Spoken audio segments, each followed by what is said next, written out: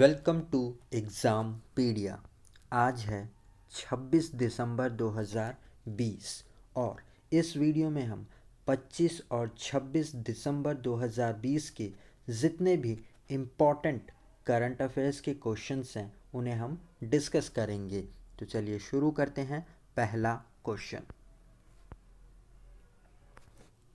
हाल ही में किस राज्य सरकार ने गरीब लोगों के लिए दीनदयाल क्लिनिक को शुरू किया है? तो इसका सही आंसर है ए, गुजरात सरकार ने। तो अभी गुजरात सरकार ने 1 लाख से ज़्यादा आबादी वाले शहरों और कस्बों में ये दीनदयाल क्लिनिक को शुरू किया है।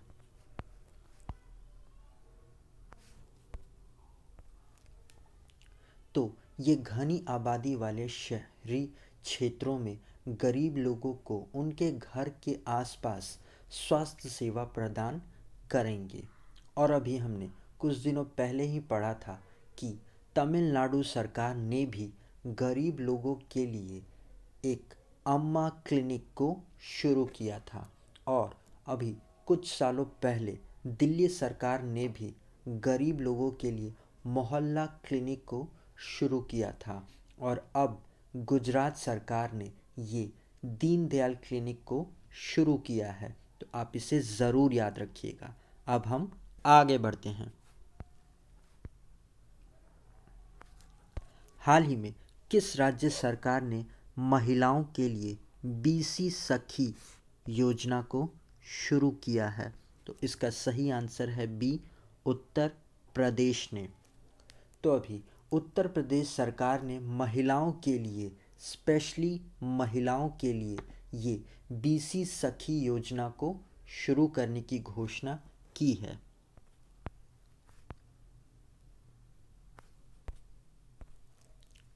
इस योजना का मुख्य उद्देश्य है महिलाओं को लाभ पहुंचाना। यहाँ पर बीसी सखी का मतलब है बैंकिंग कॉरेस्पॉन्डेंट सखी योजना। तो इसकी शुरुआत ग्रामीण क्षेत्रों में बैंकिंग कॉरेस्पॉन्डेंट तैनात करने के लिए की गई है। और ये सखियाँ लोगों को ग्रामीण इलाकों में बैंकिंग से जोड़ने पर काम करेंगी और उन्हें बैंकिंग से जुड़ने में मदद करेंगी, जिससे कि उनको भारत सरकार की चलाई गई डायरेक्ट बेनिफिट स्कीम का फ़ायदा ज़्यादा से ज़्यादा पहुंच सके। तो आप इसे ज़रूर याद रखिएगा कि उत्तर प्रदेश सरकार ने गरीब लोगों को बैंकिंग से जोड़ने के लिए गरीब महिलाओं को बीसी सखी योजना को शुरू किया है। अब हम आगे बढ़ते हैं। हाल ही में किस राज्य में बिजली क्षेत्र में कौशल विकास के लिए भारत का पहला उत्कृष्टता केंद्र यानी कि सेंटर ऑफ एक्सीलेंस को स्थापित किया गया है? तो इसका सही आंसर है सी, हरियाणा में। तो अभी हमारे कौशल विकास राज्य मंत्री हैं राजकुमार सिंह। उन्होंने गुरुग्राम में बिजली क्षेत्र में कौशल विकास के लिए भारत के पहले उत्कृष्टता केंद्र यानी कि सेंटर ऑफ एक्सीलेंस का उद्घाटन किया है।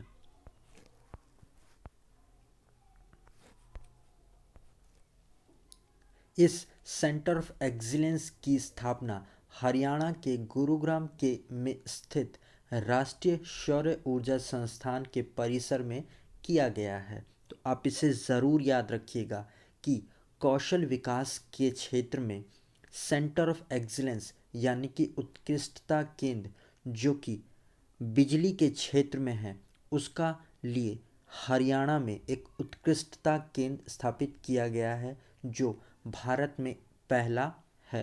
तो आप इसे ज़रूर याद रखिएगा। अब हम आगे बढ़ते हैं।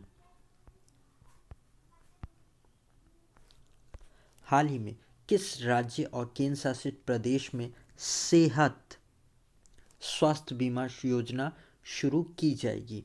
तो इसका सही आंसर है ए, जम्मू कश्मीर में।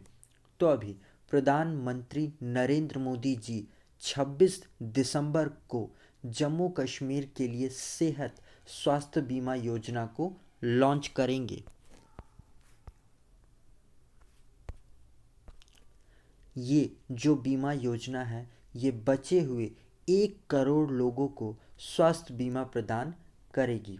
उन्हें जो आयुष्मान भारत योजना के तहत शामिल नहीं हो पाए थे। तो इस सेहत बीमा योजना के लॉन्च के बाद जम्मू कश्मीर यूनिवर्सल स्वास्थ्य कवरेज प्राप्त करने वाला भारत का पहला केंद्र शासित प्रदेश व राज्य बन जाएगा। यहाँ पर सेहत का मतलब है social endeavour for health and telemedicine. तो आप इसे ज़रूर याद रखिएगा। अब हम आगे बढ़ते हैं। हाल ही में दक्षिण भारत का पहला बंदरों की सुरक्षा के लिए पुनर्वास केंद्र किस राज्य में स्थापित किया जा रहा है? तो इसका सही आंसर है बी, तेलंगाना में। तो अभी दक्षिण भारत में बंदरों के लिए पहला बचाव व पुनर्वास केंद्र ये तेलंगाना में स्थापित किया जा रहा है।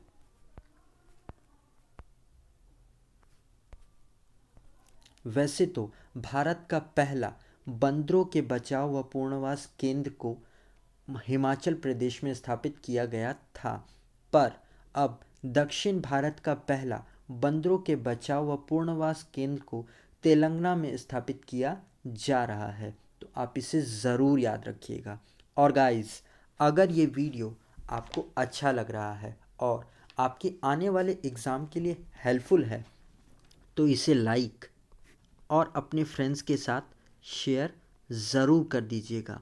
और अगर आप इन वीडियोस को पहली बार देख रहे हैं तो आने वाले वीडियोस की नोटिफिकेशन के लिए आप इस चैनल को सब्सक्राइब ज़रूर कर लीजिएगा और पास में आए हुए बेल आइकन को भी ज़रूर दबाइएगा, जिससे कि आपको आने वाले वीडियोस के नोटिफिकेशंस मिल सके। अब हम आगे बढ़ते हैं। हाल ही में किस राज्य सरकार ने भारत के पहले लिंग डेटा हब के लिए संयुक्त राष्ट्र महिला के साथ एक समझौते पर हस्ताक्षर किए हैं? तो इसका सही आंसर है सी, तेलंगाना। केरला सरकार ने। तो अभी यूनाइटेड नेशन वुमेन और केरला सरकार ने भारत के पहले जेंडर डाटा हब के लिए आपस में एक समझौता किया है।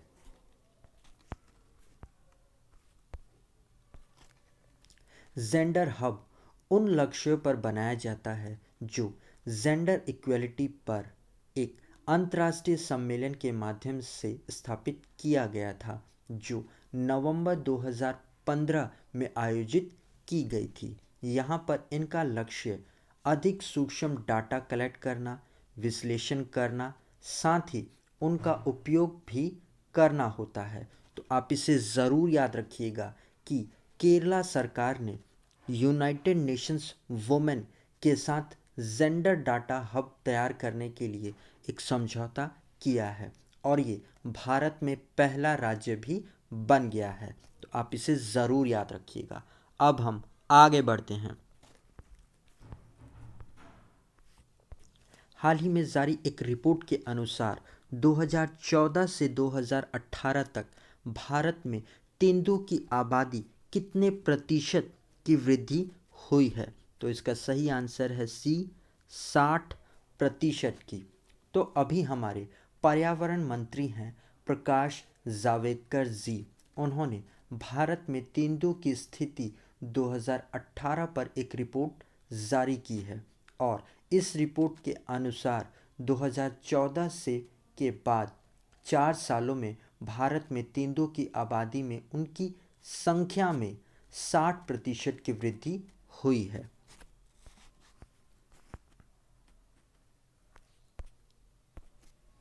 2014 में भारत के तेंदुओं की संख्या थी 7,910 और अभी 2018 में बढ़कर हो गई है 12,852। और अगर हम राज्यों की बात करेंगे तो मध्य प्रदेश में सबसे ज़्यादा तेंदुए तत्काल समय में हैं, जो कि हैं 3,421। तो आप इस संख्या को भी ज़रूर याद रखिएगा। अब हम आगे बढ़ते हैं। हाल ही में किस बैंक ने एनपीसीआई के साथ मिलकर रुपे सेलेक्ट डेबिट कार्ड को लॉन्च किया है? तो इसका सही आंसर है B, central bank of India ने।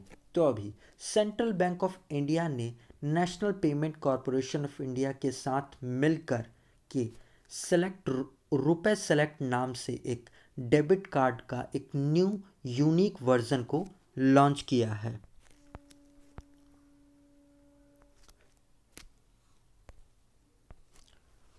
इस यूनिक डेबिट कार्ड के इस्तेमाल से सेंट्रल बैंक के ग्राहकों को कई लाभ पहुंचेगा और इस तरीके से सेंट्रल बैंक भारत के रुपए कार्ड को आगे बढ़ाने में मदद कर रहा है। तो आप इसे भी ज़रूर याद रखिएगा। अब हम आगे बढ़ते हैं। हाल ही में किस देश ने दुनिया के सबसे बड़े रेडियो टेलीस्कोप का उद्यापन किया है? तो इसका सही आंसर है डी, चाइना ने। वैसे तो इसके बारे में हम पहले भी पढ़ चुके हैं, पर अब इसके इस्तेमाल काम करना यानी कि इस्तेमाल शुरू कर दिया है, जो कि चाइना में है। तो चाइना ने विश्व के सबसे बड़े टेलीस्कोप को नाम दिया है फास्ट। यहाँ पर फास्ट का मतलब है 500 मीटर अपेचे टेलीस्कोप। तो आप इसे ज़रूर याद रखिएगा कि दुनिया के सबसे बड़े टेलीस्कोप को चाइना में बनाया गया है, जिसने अब काम करना भी शुरू कर दिया है और इसका नाम है फास्ट। अब हम आगे बढ़ते हैं।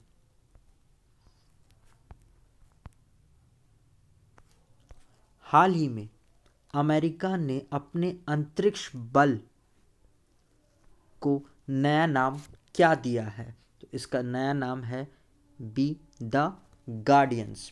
तो अभी कुछ समय पहले ही अमेरिका ने अपने स्पेस फोर्स को लॉन्च किया था। वो वैसी ही फोर्स है जैसे कि जल सेना होती है, थल सेना होती है, वायुसेना भी होती है। वैसे ही अंतरिक्ष में अपने सैटेलाइट के लिए अमेरिका ने अंतरिक्ष सेना यानी कि स्पेस कमांड को लॉन्च किया था। अभी अमेरिकी स्पेस फोर्स ने अपने जाबाजों को द गार्डियन नाम दिया है, तो अब उन्हें द गार्डियंस के नाम से जाना जाएगा। तो आप इसे ज़रूर याद रखिएगा, गार्डियन। अब हम आगे बढ़ते हैं। तो गाइज़, ये वीडियो आपको कैसा लगा आप कमेंट सेक्शन में लिखकर ज़रूर बताइएगा। और अगर अभी तक आपने इस वीडियो को लाइक और अपने फ्रेंड्स के साथ शेयर नहीं किया है, तो आप इसे जाने से पहले लाइक और शेयर ज़रूर करते हुए जाइएगा। और अगर आप इन वीडियोस का PDF लेना चाहते हैं तो आप हमारे टेलीग्राम चैनल से जुड़कर ले सकते हैं। आज के लिए इतना ही। Thanks for listening.